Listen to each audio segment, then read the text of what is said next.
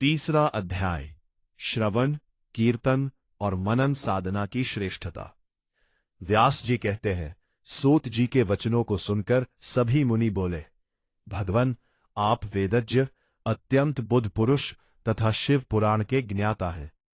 सूत जी कहते हैं, महर्षिगण, आप कल्याणमय भगवान शिव का स्मरण करके वेद के सार से प्रकट शिव पुराण की कथा सुनना प्रारंभ करें। सदा अंतःकरण का ज्ञान किया गया है। इसे सुनने वाले धर्म के लिए तपस्या करने में तथा वेद विवाद करने लगे कि अनुपम क्या होगा।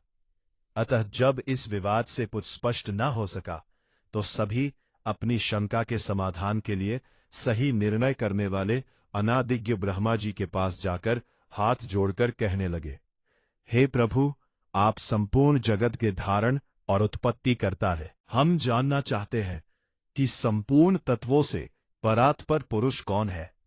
ब्रह्मा जी ने कहा, ब्रह्मा, विष्णु, रुद्र और इंद्र आदि से युक्त संपूर्ण जगत संसार पूर्ण रूप से ईश्वरों के साथ एक परम तत्व है। वे वेद निंदक ही इसके और संपूर्णों में भिन्न है।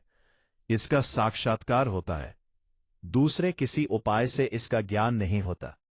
भगवान शिव में प्रकट भक्ति साधन से संसार बोध और चिंतन विलीन हो जाता है।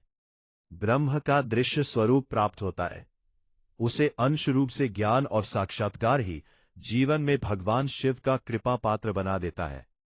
जीव जब परम ब्रह्म रूप हो जाता है तभी वह सत साधन का ज्ञान प्राप्त होता है। विष्णु की प्राप्ति साधन और उनकी सेवा ही साधन है, तथा जो मनुष्य नित्य प्रति शिव की कथा किए उनकी भक्ति कर लेते हैं, वही साधकों के कर्म के अनुसार जो फल को प्राप्त किए हैं। भगवान महादेव का भक्ति चिंतन करने की प्राप्ति फल से ही मोक्ष प्राप्ति का प्रमाण बताया है। साक्षात महेश्वर से ही भक्ति के साधन के प्रतिपादन किए हैं।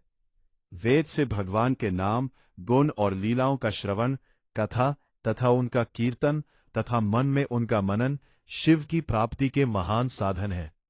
इस साधना ही संपूर्ण मानवों की श्रेष्ठता है, जिसे हम परम तत्व समझते हैं और जो सभी का आधार है, उसकी तरफ आकर्षण स्वाभाविक है। परंतु जिस वस्तु को प्रत्यक्ष रूप से देखा नहीं जा सकता, उसे केवल शब्द द्वारा समझा जा सकता है। शब्द प्रमाण ही अंतःकरण में उस ज्ञान को उत्पन्न करता है। श्रवण द्वारा ही गुरु मुख से तत्व का सुनकर शुद्ध बुद्धि वाला विद्वान उस साधन और ज्ञान की श्रेष्ठता को सिद्ध प्राप्त करता है। उसके बाद मनन कर इस साधन की साधना करते करते धीरे धीरे भगवान शिव का साक्षात प्राप्त होता है और अलौकिक आनंद की प्राप्ति होती है।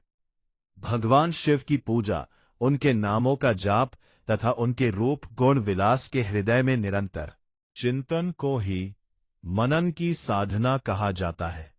महेश्वर की कृपा प्राप्ति ही उपलब्धि इस साधना की प्रमुख साधना कही जाती है।